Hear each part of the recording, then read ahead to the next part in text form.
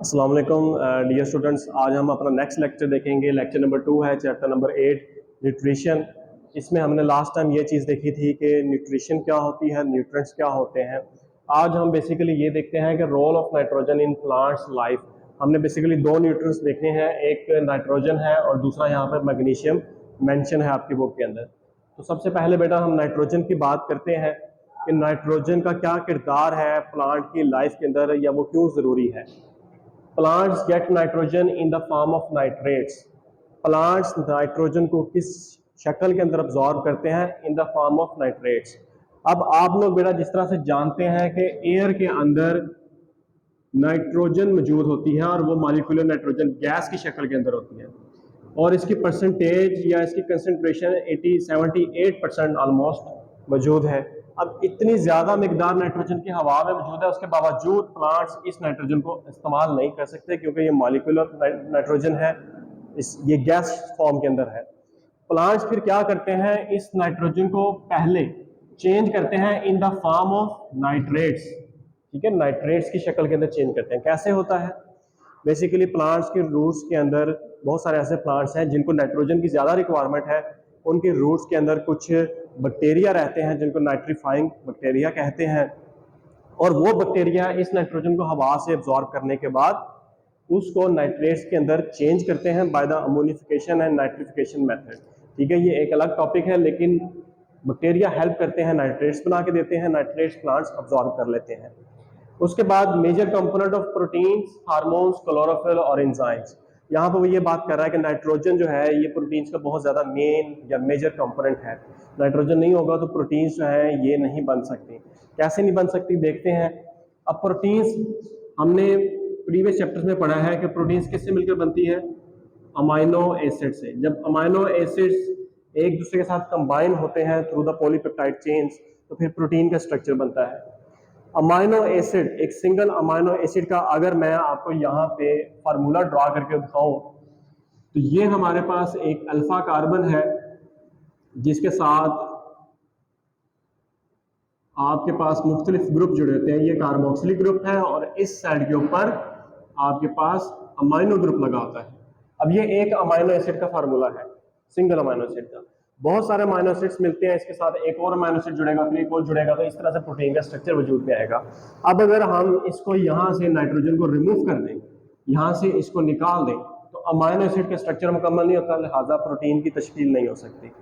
तो इस वजह से अमाइनो एसिड से मिलकर प्रोटीन्स बनती है। तो हम फिर यही बात करेंगे कि nitrogen is a major component of proteins. Hormones की बात करें तो हार्मोन्स भी are derive from amino acids, amino acid से ही ड्राइव किए जाते हैं, और through the enzymatic chain reactions. ठीक है, डिफरेंट मॉडिफिकेशंस होती हैं, एंजाइमेटिक मॉडिफिकेशंस होती हैं अमाइनो एसिड्स की। अमाइनो एसिड्स के अंदर डिफरेंट केमिकल रिएक्शंस होते हैं, एज अ रिजल्ट हमारे पास हार्मोन्स जो हैं वो बनते हैं। तो वहां पे भी nitrogen is a main component. Enzymes क्योंकि प्रोटीन से मिलकर बने होते हैं, प्रोटीन अमाइनो एसिड से है, तो अमाइनो एसिड में अगेन नाइट्रोजन का बहुत ज्यादा किरदार शामिल है। ठीक है, क्लोरोफिल, क्लोरोफिल के अंदर जो बेंजीन रिंग्स होती हैं उसके अंदर नाइट्रोजन मौजूद होता है। Nitrogen metabolism is a major factor in stem and leaf growth. यानी कि मेटाबॉलिज्म से क्या मुराद है? सेट ऑफ केमिकल रिएक्शंस को कहते हैं जिसके अंदर नाइट्रोजन जो है मेनली इस्तेमाल होता है। अब नाइट्रोजन हमने ऊपर डिस्कस किया कि nitrogen is the main component of proteins, and proteins are the building unit of cells and tissues. और यही प्रोटीन्स जो है ये सेल एलोकेशन में या सेल डिवीजन में अपना फंक्शन परफॉर्म कर रही होती है। अच्छा, उसके बाद हम नेक्स्ट देखते हैं डेफिशिएंसी। अगर नाइट्रोजन अवेलेबल नहीं है, उसकी कमी हो जाए, तो फिर प्लांट्स को कौन से खतरात का सामना है?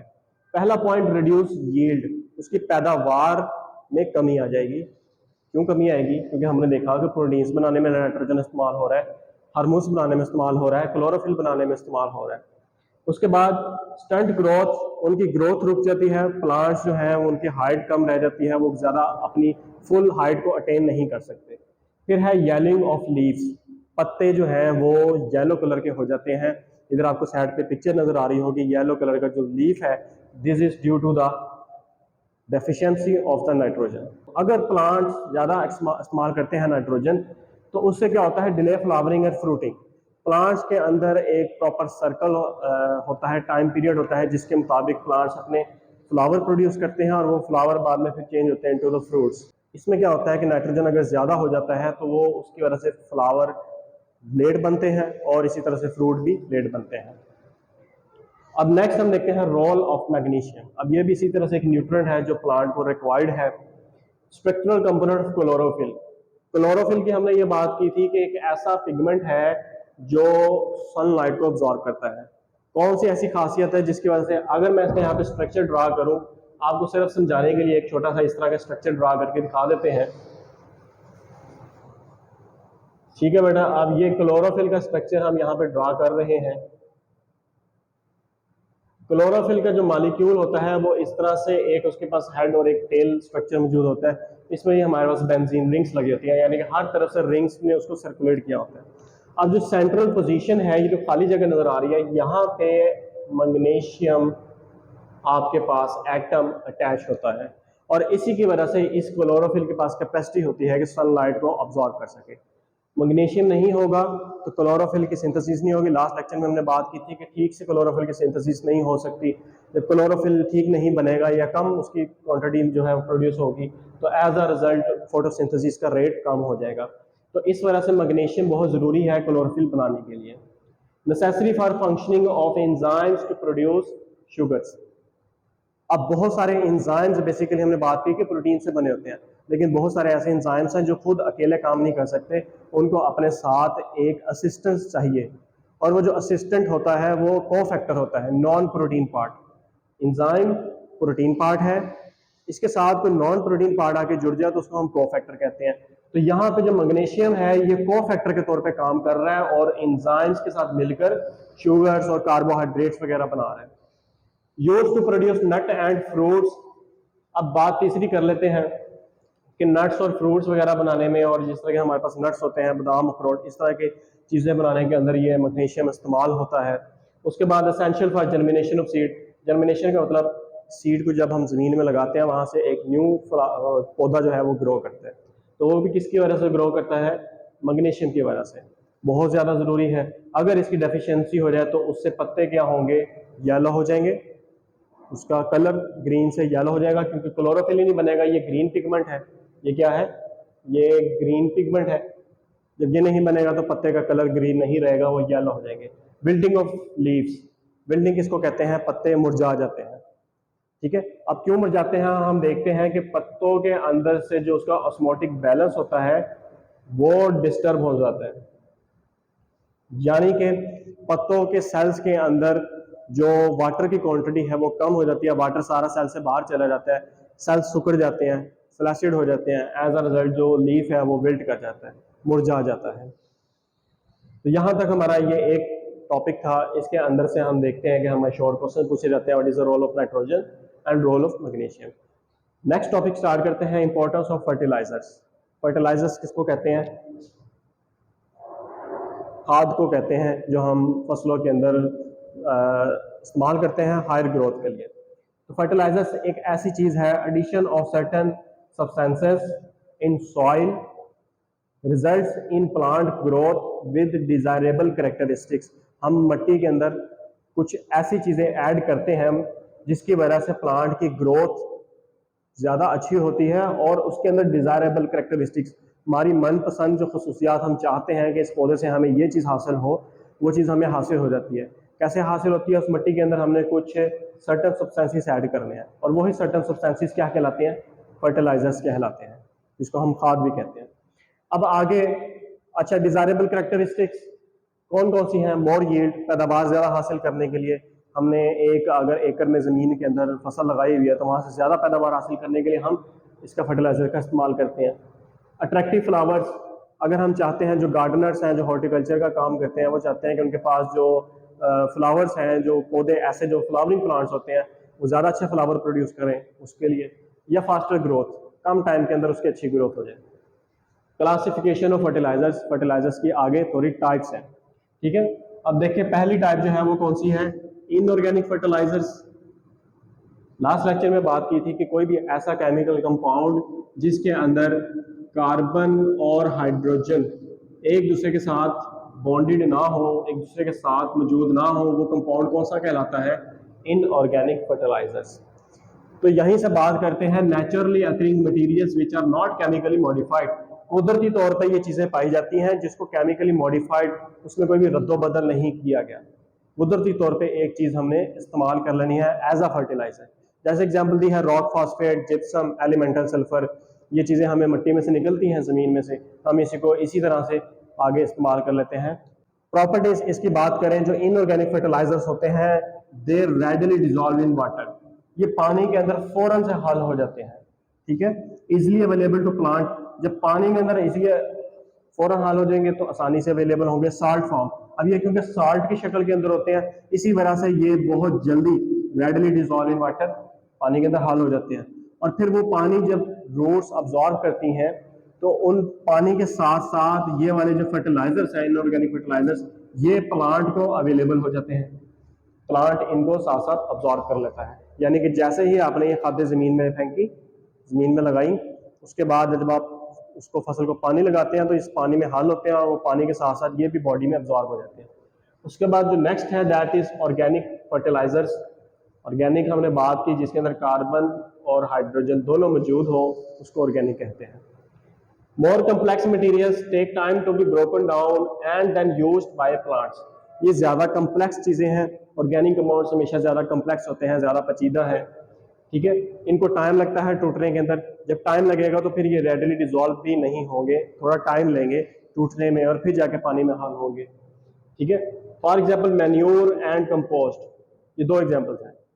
अब यहाँ पे आपने ये चीज याद रखनी है, मैन्योर किसको कहते हैं, ये वेस्ट मटेरियल होता है, वेस्ट मटेरियल ऑफ एनिमल्स, ठीक है। एनिमल्स का जो वेस्ट मटेरियल होता है, गाँव के देहातों के अंदर ये बहुत ज्यादा जो है वेस्ट मटेरियल मौजूद होता है, तो एनिमल्स के वेस्ट मटेरियल को हम मैन्योर कहते हैं। और कंपोस्ट, ये पी से आपने याद रख लेना है, कंपोस्ट क्या होता है, लीव्स, ठीक है, रोटन लीव्स आप कह सकते हैं। पत्ते के नीचे, दरख्त के नीचे आप देखें तो उसके बहुत सारे पत्ते नीचे गिरे पड़े होते हैं, दरख्त वक्तन ब वक्तन अपने पत्ते गिराता रहता है, वो पत्ते जब जमीन में मिलते हैं, मिट्टी में मिलते हैं, तो वो वहां पे गलना सड़ना शुरू हो जाते हैं, तो वो जो गल सड़ रहे होते हैं बेसिकली वो रोटन लीव्स, वो कंपोस्ट कहलाता है। तो अब एक किसान क्या करेगा, अगर वो ऑर्गेनिक फर्टिलाइजर्स को इस्तेमाल करना चाहता है तो वो क्या करेगा, बहुत साल पहले लोग क्या करते थे कि वेस्ट मटेरियल ऑफ एनिमल्स इस्तेमाल करते थे, ठीक है, फसलों में उन्होंने वेस्ट मटेरियल जो है वो डाल देना, या फिर वो जो पत्ते होते हैं उनको इकट्ठा करके उनको एज अ फर्टिलाइजर इस्तेमाल करते थे। क्योंकि ये दोनों चीज़ें वेस्ट मटेरियल कहाँ से आ रही हैं, ये ऑर्गेनिक मटेरियल ये प्लांट से या फिर एनिमल से हासिल हो रही हैं, तो दोनों की बॉडी क्या है, ऑर्गेनिक है। जो चीज़ें यहाँ से हासिल होंगी वो भी क्या कहलाएंगी, ऑर्गेनिक ही कहलाएंगी, ठीक है। ड्राइव फ्रॉम इधर प्लांट और एनिमल, अगर प्लांट की बात करें तो वहाँ से कंपोस्ट हासिल हो रहा है, एनिमल की बात करें तो मैन्योर हासिल हो रहा है। अब आगे देखते हैं distinction between organic and inorganic fertilisers, दोनों में थोड़ा सा फर्क वाजे किया गया है। एग्जाम्पल किसकी दी गई है, यूरिया की। यूरिया एक ऐसा कंपाउंड है जो कि ऑर्गेनिक है। कैसे ऑर्गेनिक है, इसका आप यहाँ पे स्ट्रक्चर में ड्रा करने लगा हूं, आप स्ट्रक्चर देखें,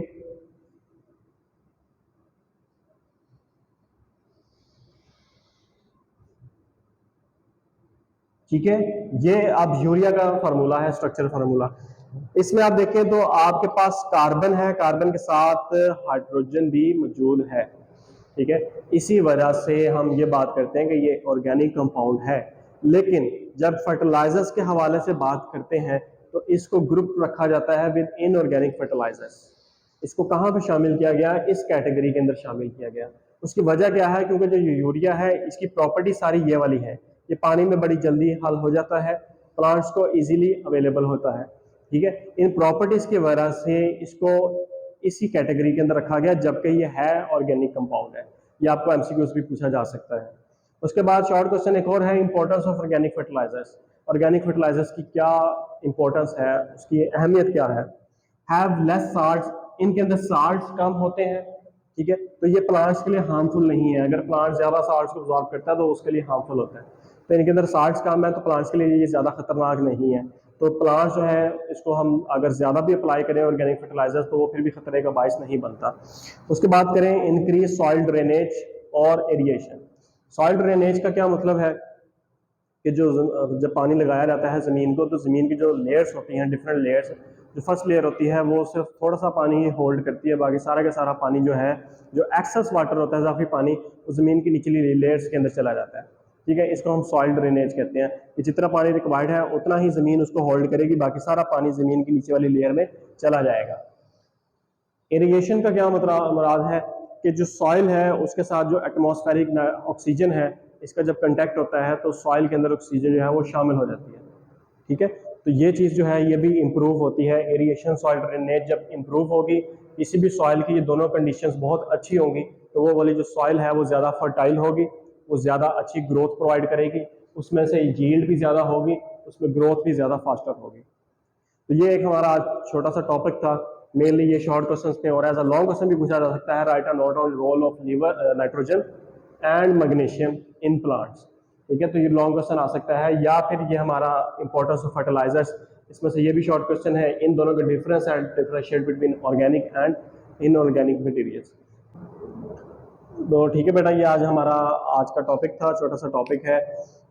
इसमें से अगर किसी चीज़ का आपको समझ ना आए तो आप नीचे कमेंट्स के अंदर क्वेश्चन कर सकते हैं। तो चैनल को सब्सक्राइब कीजिएगा, शेयर कीजिएगा। थैंक यू सो मच, जज़ाकल्लाह।